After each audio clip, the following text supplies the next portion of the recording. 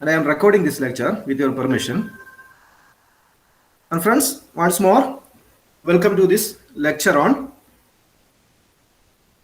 Homo habilis, Homo sapiens, and Homo faber.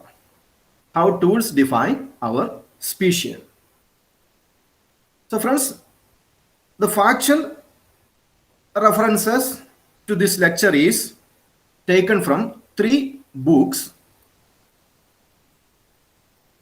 One, The Technological Society by Jacques Ellul, a French writer. The Technological Society by Jacques Ellul. Second reference goes to Man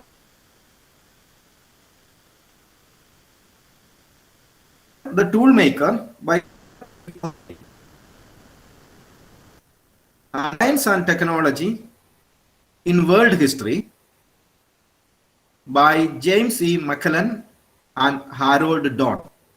These are the three references I have used for factual clarity in this lecture.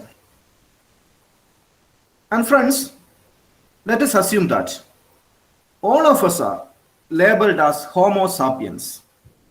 We are Homo sapiens. That means we are all a part of the same species. We are all part of the same species. And our genus is Homo. That means man. Homo means man. And our species is sapiens. That means wise. We call ourselves sapiens because we think that we are wise. We are the wisest among all the animals in our planet. That's why we call ourselves sapiens. And Homo means man. Let's see, Homo sapiens means the wise man. We call ourselves the wise man. And friends, origin of our species, that is the Homo sapiens, was recorded roughly around 2 lakh years ago in Africa. That we believe that our ancestors were born in Africa 2 lakh years ago.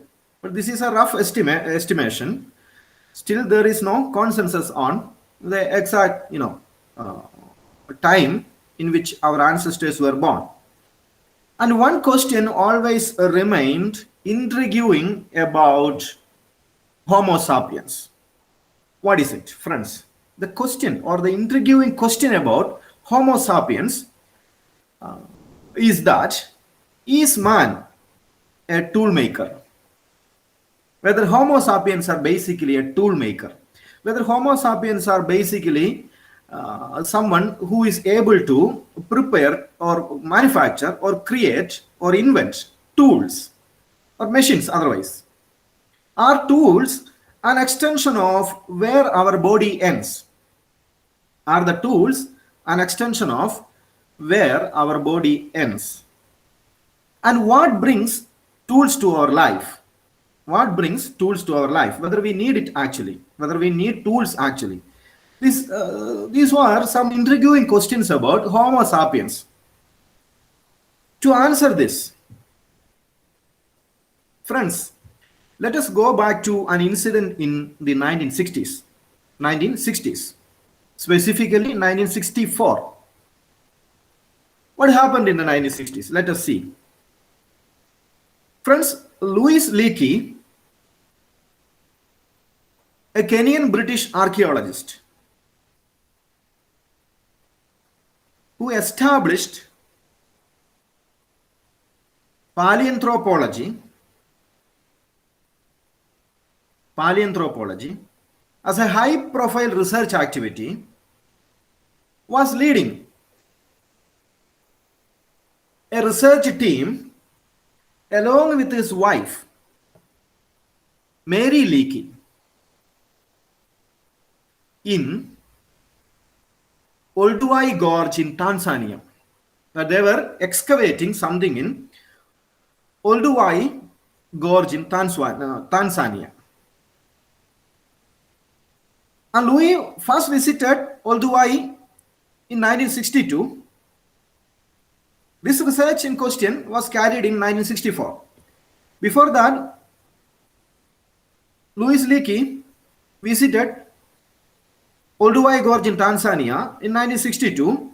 By that time, in 1962, and another famous paleoanthropologist called Debo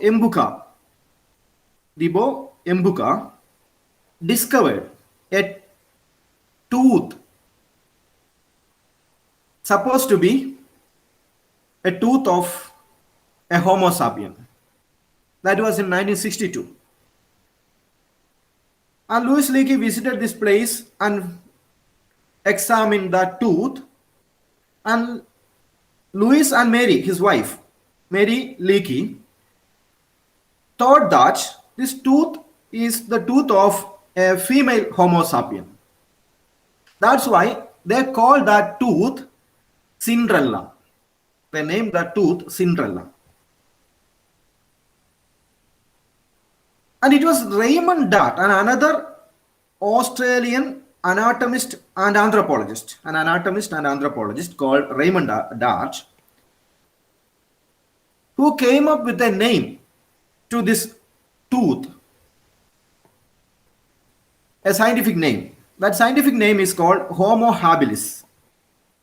And he referred to that Homo sapien to whom this tooth was supposed to belong, according to Dart, Raymond Dart, was Homo habilis. And Philip Tobias, a South African paleoanthropologist, another paleoanthropologist named Philip Tobias, who translated the scientific name Homo habilis to handyman.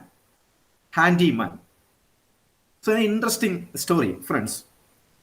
Philip Tobias called this tooth as handyman. And friends, this handyman is supposed to be a bridge between two important hominid species. This tooth was supposed to be a bridge between two important hominid species.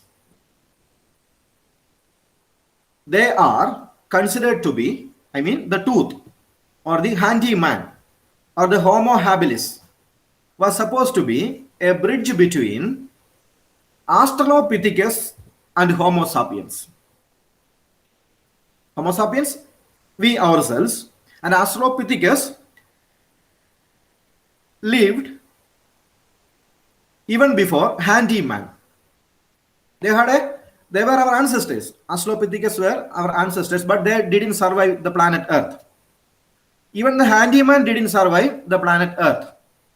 The only surviving humans on the planet Earth was Homo sapiens, because we were wise.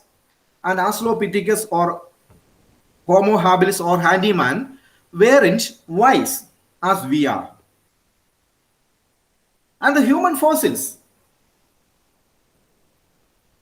several other human fossils in later excavations were found from Olduvai Gorge in Tanzania in the 1960s itself.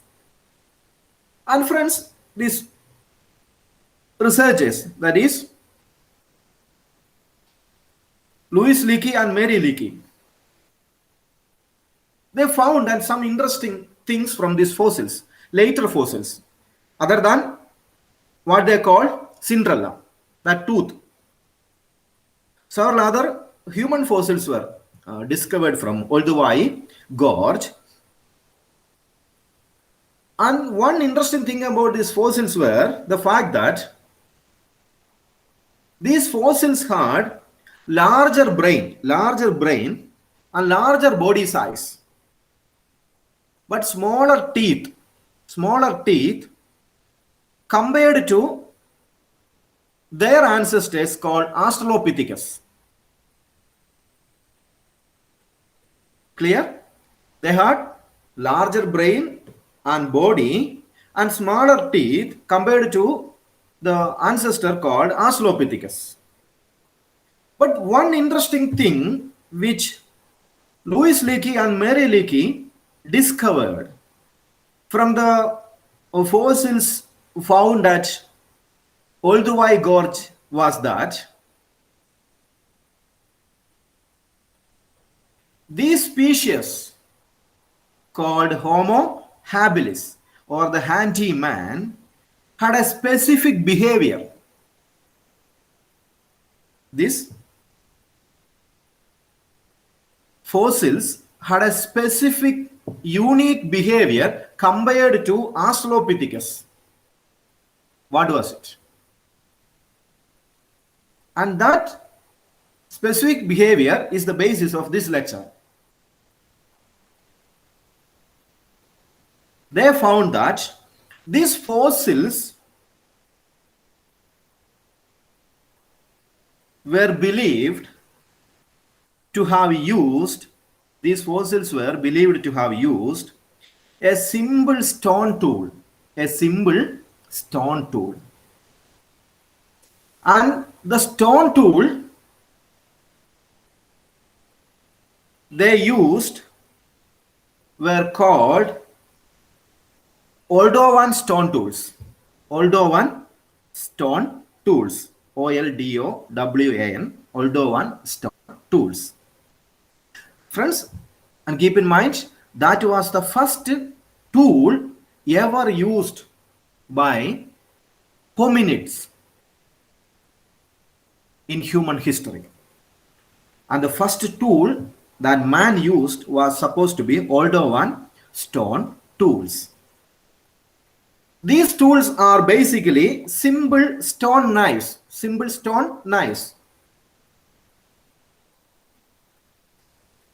And this stone tool was supposed to be created or built when roundish rocks are stuck against angular rocks. Thereby, it strike off sharp flakes.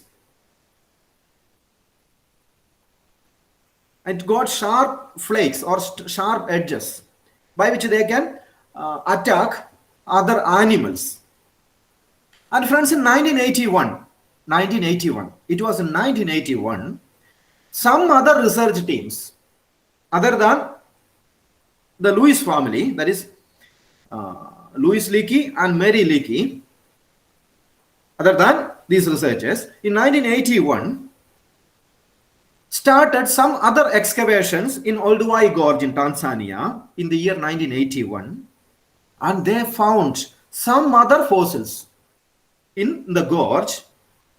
And one interesting thing they discovered from that fossils were the fact that these fossils and the bones of the fossils got cut marks. That fossils got cut marks. And biological studies testified that these cut marks on the bones, which was discovered in the year 1981, were created by human fossils found in the Olduvai Gorge in the year 1964. Right? Look at the interesting facts discovered. That the cut marks of fossils, the cut marks on the fossil, bones, found in 1981 in the place Olduvai Gorge, was created by human fossils found in the same place in 1964. That means the human fossils found in 1964 might have used some kind of tools against some animals. That's why these cut marks were found on the bones of the fossils found in 1981. Clear? And thus a proposition was arrived by paleoanthropologists. The proposition is that it is the birth of or the arrival of handy man. What is handyman? That means handyman is the most successful of our ancestors. It is the most successful of our ancestors inhabited in parts of sub-Saharan Africa. It inhabited, or handyman inhabited in parts of sub-Saharan Africa. And handyman lived, or Homo habilis lived, roughly in a period between 2.4 and 1.5 million years ago. In a period between 4 to 1.5 million years. Homo habilis, that is the human species, or hominid, or primates, ancient human primates who lived between 2.4 to 1.5 million years ago, technically called Homo habilis. And why do we call them so? Why do we call them so? Simply because these human primates were believed to have used tools. That's why we call they are Homo habilis, or the handyman. And friends, let us understand the timeline of humans by tools. Let us understand the timeline of humans by tools. Friends, modern humans, or the primates, human primates, appeared roughly 5 lakh years ago. Modern humans appeared roughly 5 lakh years ago.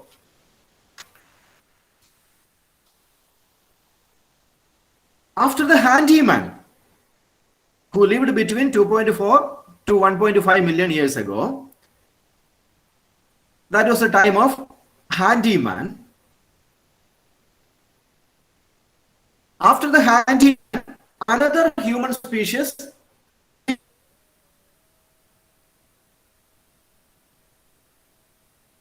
in our planet. They are called Homo erectus.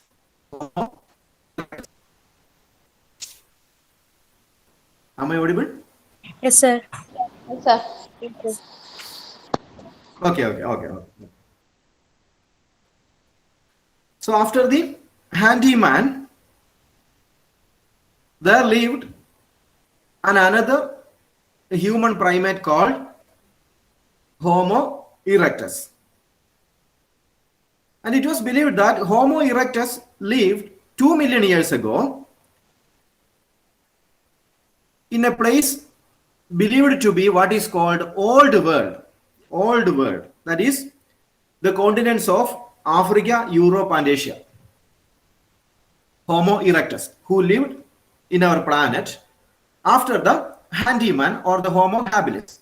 They are called Homo erectus. And it is believed that Homo erectus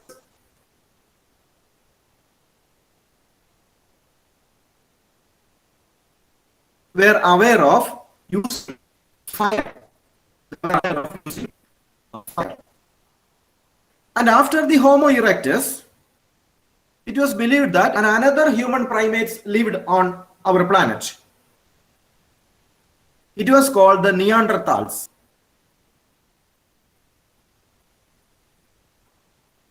And the Neanderthals lived in the cold Europe, not in Africa, but in cold Europe, in the time period between 1,35,000 years and 35,000 years ago. They lived 1,35,000 to 35,000 years ago. They lived in the cold Europe. But friends, the wisest among all these human primates were the Homo sapiens, we, the wise man. And we were the wisest among all the hominids. And we are the most successful inhabitants of the planet Earth, compared to not only hominids, compared to all other animal species, Homo sapiens, or simply called sapiens, are said to be the wisest and the most successful. That's why we call the wise man. And different varieties of wise man live. The Africans, the Europeans, the Asians, the Americans, they are all, different wise category sapiens. That means, friends, so many ancestors preceded our birth. We were thought to be born. We were thought to be born 2 lakh years ago in Africa, Homo sapiens. But before us, there were other hominids, as I told you, Ardipithecus, Australopithecus, later Homo habilis, called handyman, the humans who used a specific kind of tools, a stone tool, Homo habilis. Then Homo erectus, they discovered fire. Then Homo neanderthals, they lived in Europe, cold Europe. And finally, friends, our species, that is Homo sapiens.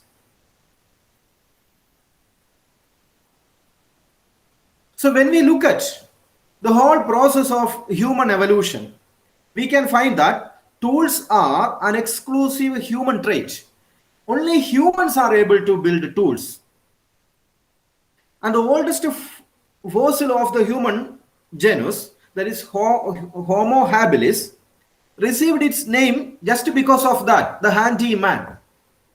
Our very birth is because of tools.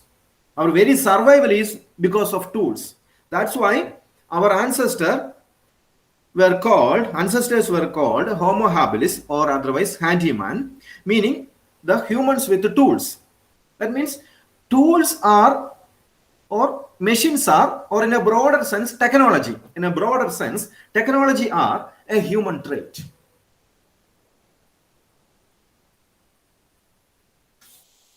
Homo habilis were wielding these tools to butcher larger animals. And they used these tools, stone tools, as an extension of their body. They used these stone tools as an extension of where their body ends, where their hand ends, or where their feet ends, or where their physical body ends, where they used these stone tools as an extension of their physical body. They attached tools to their body for survival.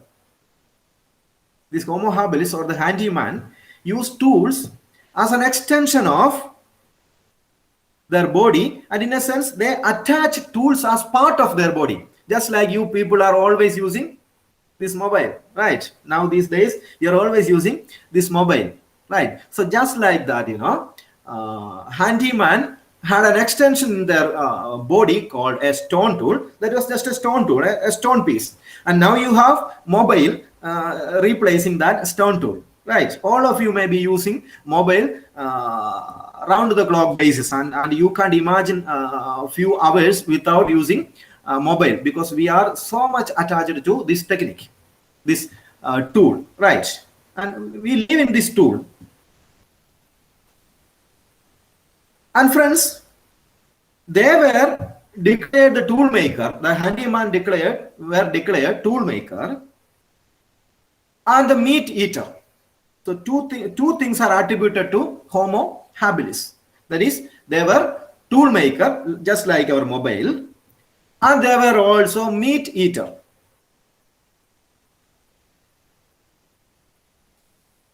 That is why Homo sapiens are also believed to be tool maker and meat eater, because our ancestors were tool maker and meat eater. That's why we are also basically we are two, tool maker and meat eater. That is in our nature. Meat eating is in our nature, because we evolved this habit not in recent time, but millions of years ago we developed this habit, because Homo habilis lived between 2.4 million years ago to 1.5 million years ago.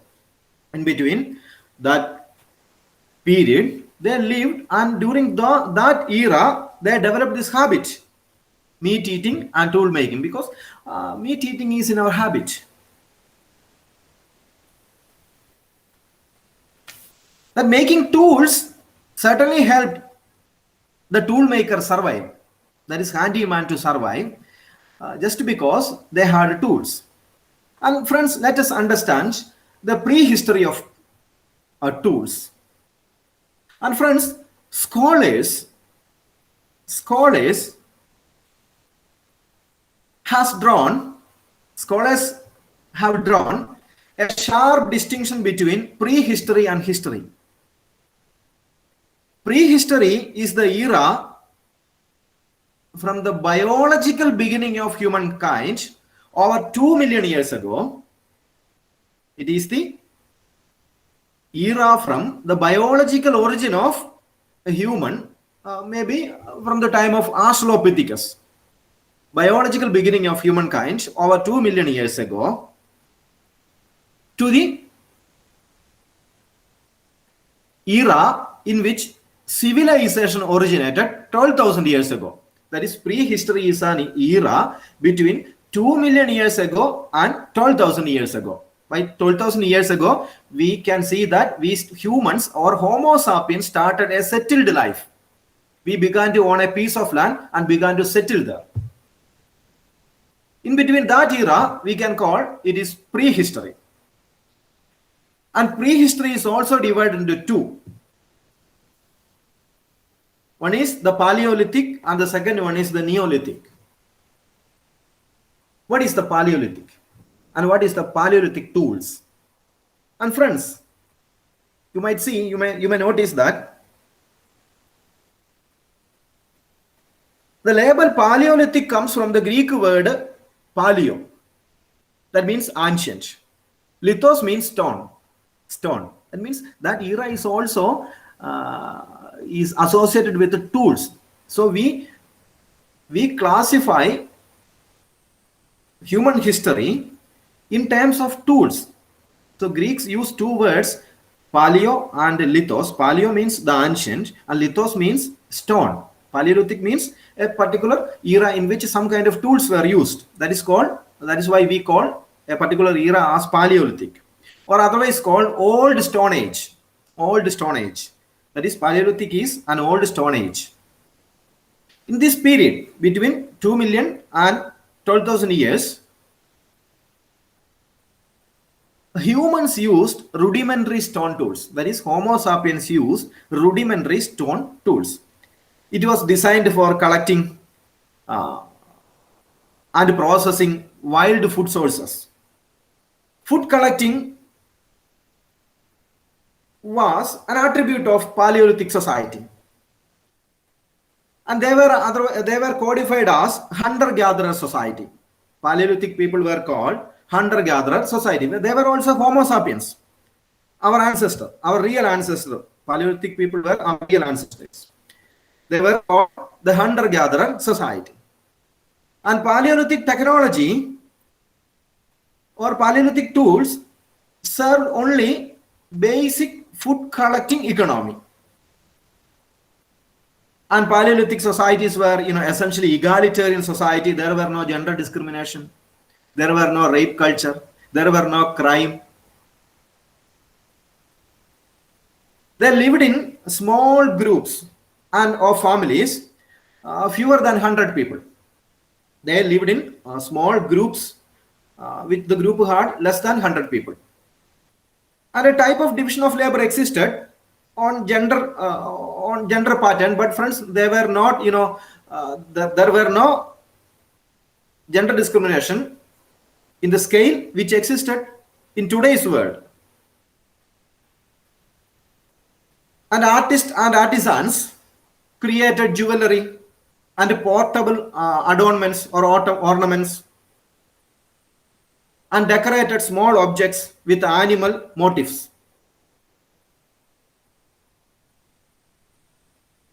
And it was argued that whether, Paleolithic people possessed some kind of science. But research found that Paleolithic people never developed science.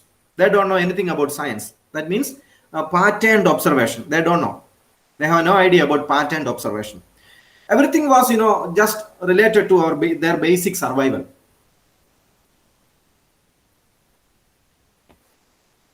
That is, the knowledge possessed by Paleolithic people cannot be considered to be theoretical science.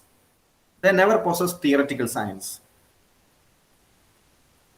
But they were said to have some kind of astronomical skill because they observed, a sky and moons or stars. They had observed, but it was not, advanced. That means we can simply believe that, evidence suggests that Paleolithic people never consciously practiced science. Never consciously practiced science. And they never deliberately inquired into the nature. They never inquired into nature, just like what we are doing now. They lived close to nature. They were never separated from nature. We are now separated from nature because we have lost all our connection with nature. But Paleolithic people were closely connected to nature. And friends, the Paleolithic people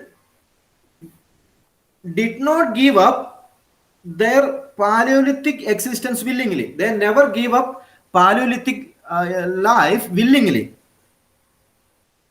Rather, they were forced to come out of Paleolithic society. They were forced because of ecological degradation. They were forced to abandon nomadic lifestyle of food collection and food gathering, food hunting. They were forced to stop this behavior by around 12,000 years ago. And they became some kind of a food producing society by 12,000 years ago. And historians call this progress. That is, they stopped nomadic lifestyle, they abandoned all their tools and migrated to some other kinds of society where some other kinds of tools were developed. And historians call this phenomenon as progress. Maybe disputable. We can't say that, leaving some kind of social system and migrating to another kind of social system is progress. We don't know. We can't say that. But historians say it is progress. Hence, 12,000 years ago, by 12,000 years ago, you can see that a Neolithic era began, or the reign of farmer.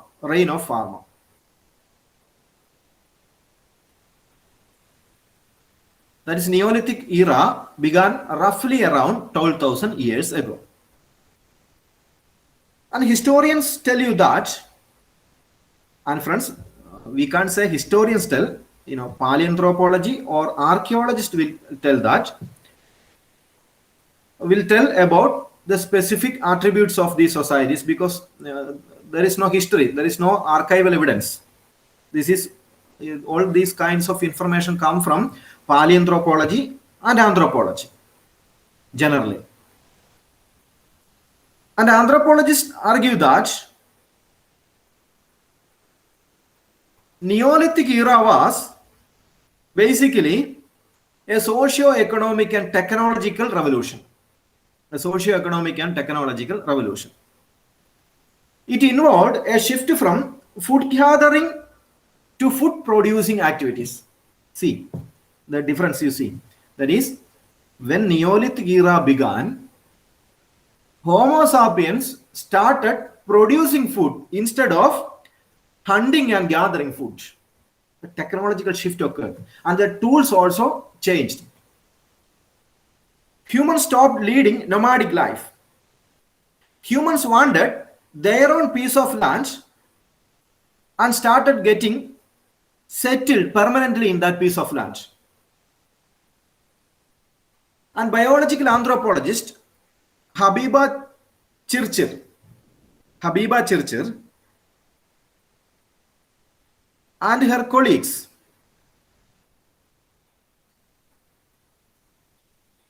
in the Smithsonian National Museum studied bones of different primates.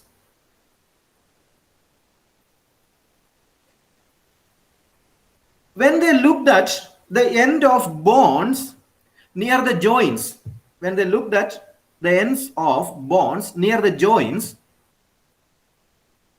inside of the bones, they found some sponge-like things. Inside of the bones, they found some sponge-like things. And it created a puzzle for them. How much less dense this spongy bone was in humans compared with chimpanzee or orangutans.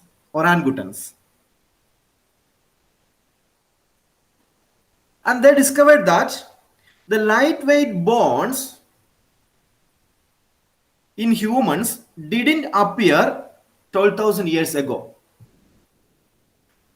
Lightweight bones didn't appear in humans until 12,000 years ago. Lightweight bones appeared since 12,000 years ago. That means before 12,000 years,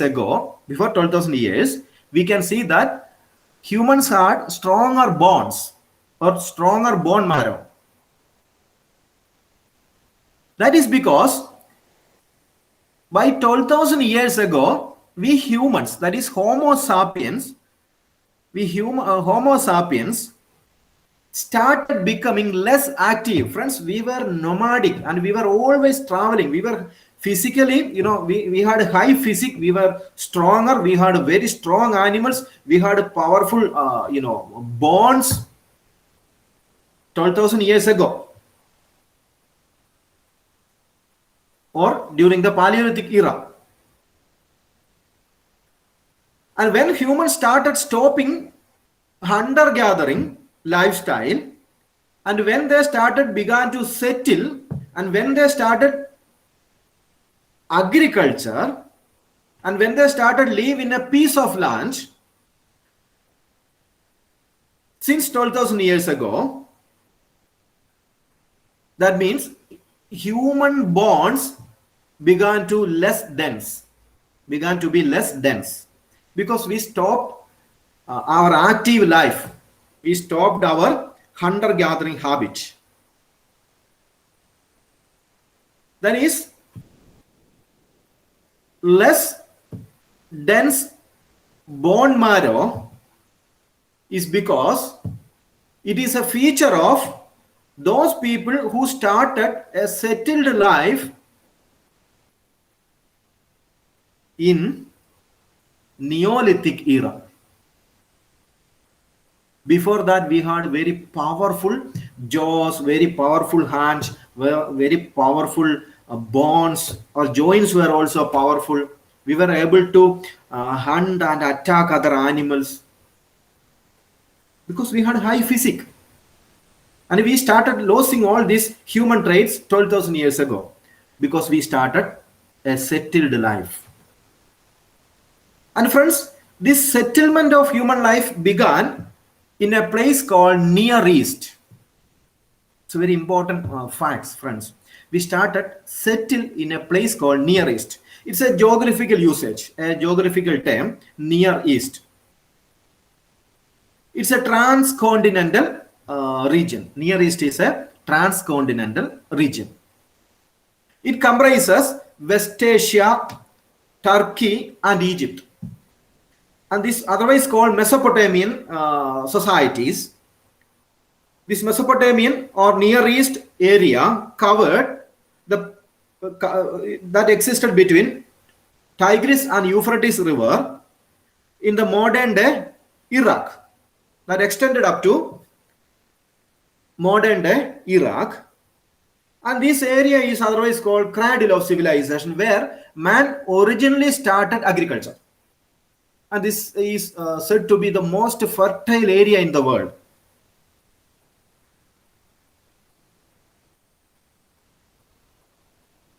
And this area covered the present day Egypt, Iran, Syria, Jordan, Israel, Lebanon, Gulf states, Turkey. These areas were 12,000 years ago, these areas where humans or Homo sapiens started settled life. They found civilization. These place or Near East where we can see lot of urban centers. 500 BC, the Sumer people formed towns and cities in this place in the Near East. Sumer people, 5000 BC. 2330 BC, Akkadians founded cities and towns and conquered Sumerians. 1900 BC, the Assyrians came to power in Mesopotamia. And Hammurabi became their ruler in 1792. You might have come across Hammurabi's law. The Code of Hammurabi.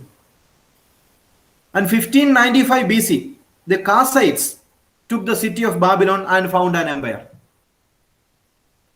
1360 BC, Assyrians again came to power in Near East, the present day Iraq, Syria, Iran, Egypt, Israel, Lebanon, this area, Assyrians came to power. And 550 BC, Cyrus, the Persian king, who founded the Persian Empire and began to, travel to the ancient Greece. And his travels were mentioned by Herodotus in his book Histories. And friends, in 333 BC, all this ended. What happened? 333 BC, a great thing happened. By this time, Alexander the Great invaded all the Near East. All the Near East was invaded by Alexander the Great, and the old world ended by 333 BC when Alexander invaded, because Alexander represented a different culture, the Greek culture, the Hellenic world, the West. He was represented in the phrase called the West, the Orient. He represented the Orient, and the Orient started conquer the Occident. Now, a simple physical separation. You see, our physical separation of the worlds, the old world and the new world, is just because of technique. Tools we have used. The Neolithic people had their tools. The Paleolithic people had their tools. That is, tools shifted man from Paleolithic to the Neolithic. Society also changed. Earlier, tools or technology, otherwise say technology and tools are different usages. We will talk it in later classes. Earlier, tools were suited to new life. That is, earlier tools were not suited to new life.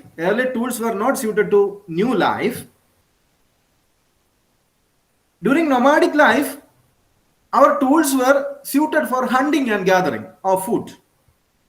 But now, that is in Neolithic society, we need different tools because we started settled life. And we have begun to own piece of land that became our own. And Neolithic people lived by complex foraging into limited territories.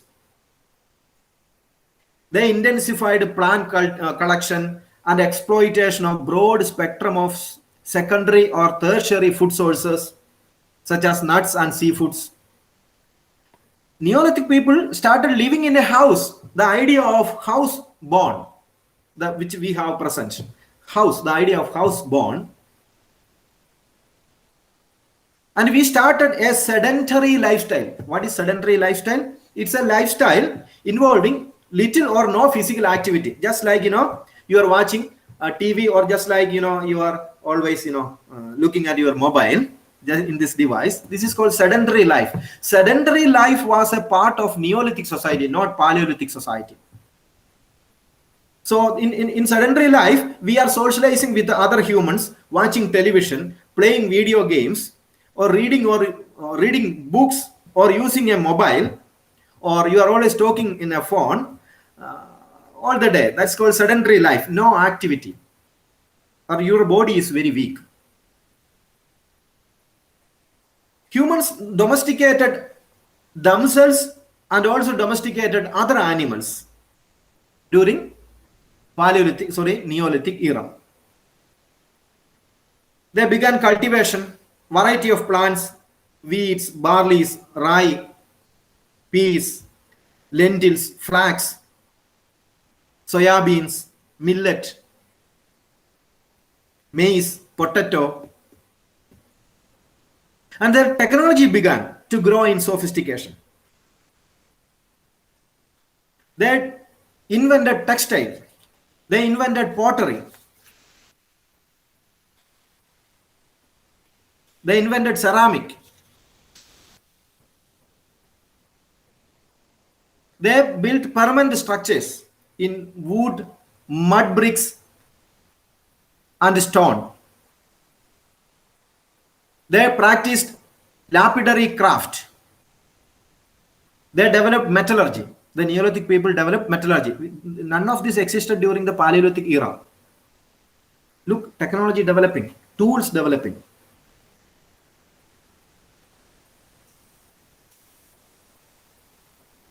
So Neolithic revolution was a techno-economic process.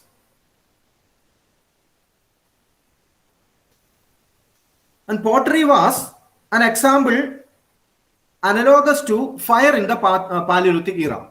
That pottery in the Neolithic era was analogous to fire in the Paleolithic era. During that era, man had use of controlled fire. That is, Homo erectus were able to use controlled fire. And friends, by 6000 BC, an urban revolution occurred. By 6000 BC, an urban revolution occurred. Neolithic societies became complex kingdoms. Neolithic societies became complex kingdoms. They built large cities, large temples, large palaces.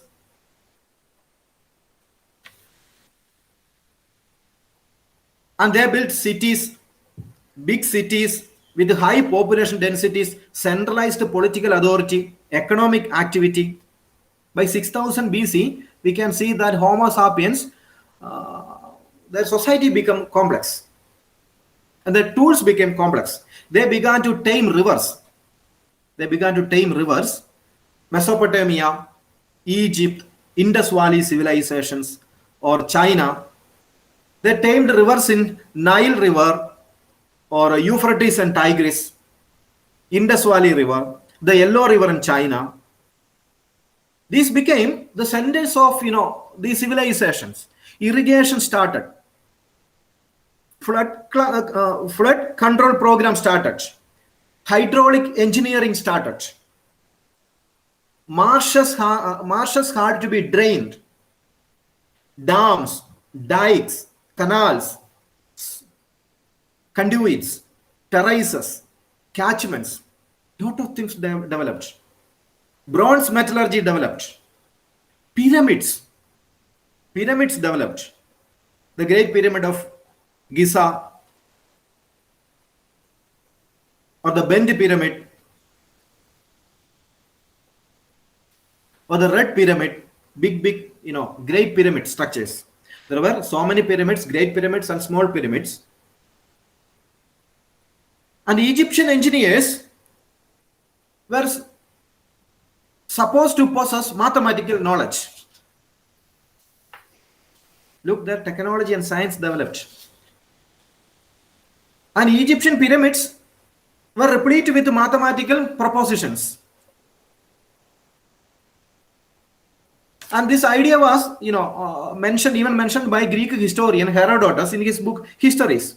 He said that for building the Great Pyramid of Giza, 1 lakh people worked for 20 years. That was said by Greek historian Herodotus in his book Histories. 1 lakh people worked for 20 years to build Great Pyramid.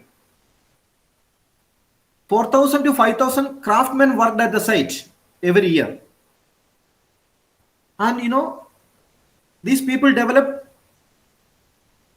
language for the first time in human history. A new tool was developed, language, writing developed, record keeping. Before that, there were no record keeping. And it was from this writing, that is cuneiform and other hieroglyphics. Later world came to know the societies of these people. Cuneiform, developed by Sumerians. Hieroglyphics invented by the ancient Egyptians. So records about human activities were began to be stored. Mathematical methods developed, and Herodotus had already pointed out that Greek people knew mathematics, and the Sumerians and the Babylonians had mastery over mathematics. They had idea of time. They had a calendar. They had a lunar calendar. There were different calendars existed in ancient Egypt. The pharaohs had different calendars. But friends, all what we have seen in terms of tools from the Paleolithic to the Neolithic eventually fell into what may be called a Greek miracle. By 3rd century BC, all these things fell into the hands of what may be called a Greek miracle. And later, it was represented by Alexander. That old world was represented by Alexander, and who converted that old world into the Western world, or into the hands of Greek, or the Hellenistic world. And Hellenic refers to the people who lived in classical Greek, like Plato, Socrates, and Aristotle. That is Hellenic. Hellenistic means the world created by Alexander's conquest. Alexander went, traveled throughout the world and conquered the entire world, and he also conquered the ancient civilization and the regions where this ancient civilization existed. So old world has been wiped out and a new world were born, and Alexander has to be blamed for that, because Alexander destroyed all the cultures in the past and created a Hellenistic world. Friends, with these archaeological and other findings, now we have to ask some fundamental questions regarding the Paleolithic and the Neolithic societies. Are we really tool-making people? Are we makers of tools? Does other animals make tool? Are we technology conscious? Is technology embedded in our very nature? Is man basically a tool maker by his basic nature? Are Homo sapiens the wisest among all the primates? Are we best among all the primates, say the gorilla, the orangutan, the pygmy chimpanzee, or the white creek gibbon in China? What makes our species better than Ardipithecus or Australopithecus or Homo habilis or Homo erectus or Homo neanderthalis? What makes us better? Is it tools? Indeed, friends, the origin of technology is rooted in biology. The origin of technology, we can answer. It's not that easy to answer all these questions, but we can feel that origin of tools is rooted in biology. Let us ask some specific questions, or let us look at the animal kingdom. Biologically, maybe animals use tools. That said, bees form their colony around the queen very rationally. Or ants form ant hills. Is an example of technology or tools. Or mammals, birds, reptiles, fish, invertebrates were found using tools. The use of tools by primates includes hunting. Primates use tools for different purposes: for hunting, for collecting honey, for processing food, for collecting water. Different animals, primates, so primate behavior, that is hunting, collecting honey, processing food, or collecting water is a primate behavior, let alone Homo sapiens.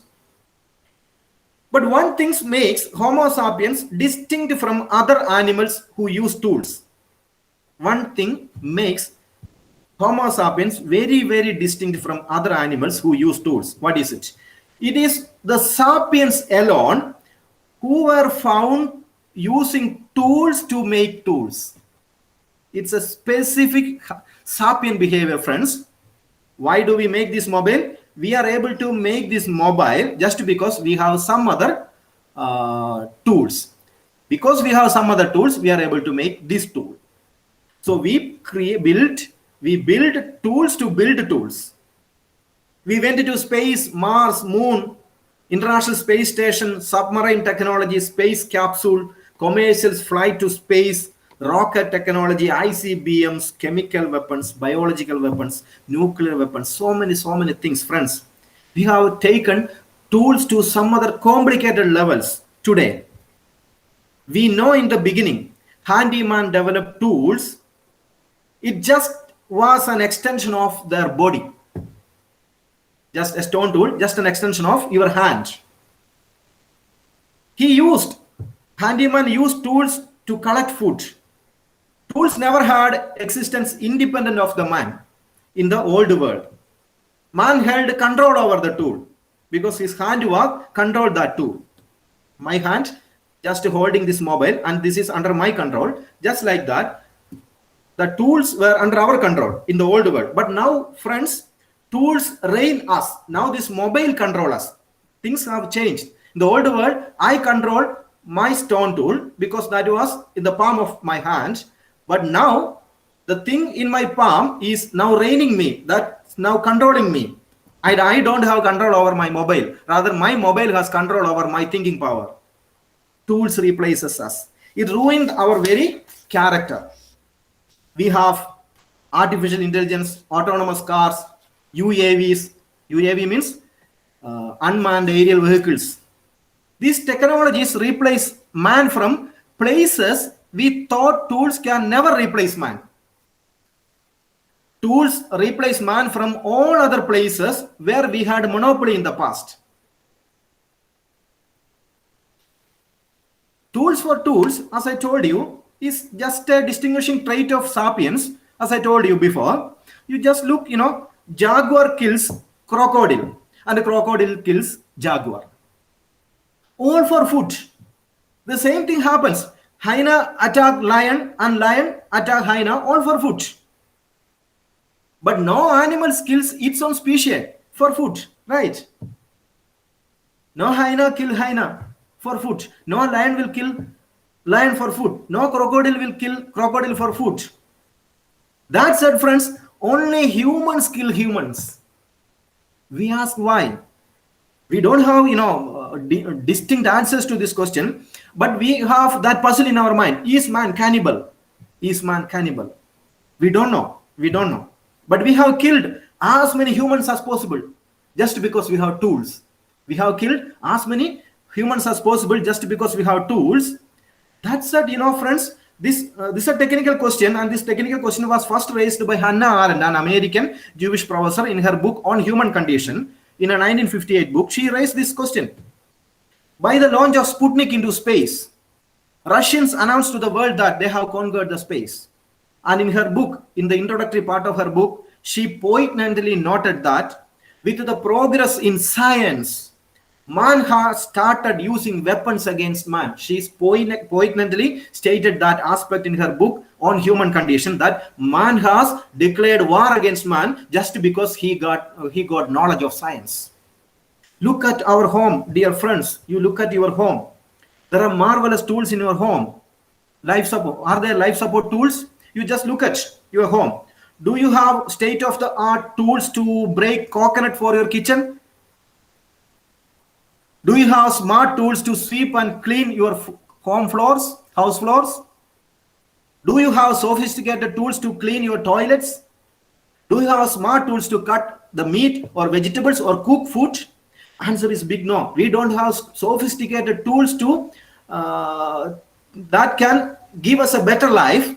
Rather, we have tools at a high or a different level. We have tools in a different level. We have so many sophisticated tools at a different level, but we don't have so much sophisticated tools to cut vegetables or cook food or to cut a meat or to clean your floor. We have very simple technique in our home, but we have so many complicated technique at different level.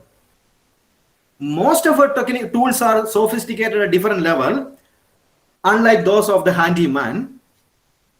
And the question is, why we have such a sophisticated tools now? We don't have simple tools anymore. We have Internet of Things, machine learning, speech recognition technology, face recognition technology, data aggregation technology, AI algorithm, autonomous cars, space technology, complicated technology. And why do we possess all these tools? What is its purpose, friends? It's a very complicated question, and this question can be answered by a different theme called Homo Faber, and which I will talk in the next lecture. And Homo Faber will give you answer why we have such very complicated tools which conquer us. And we will talk it in the next lecture. Friends, this lecture is ended. Now the floor is open for discussion, friends.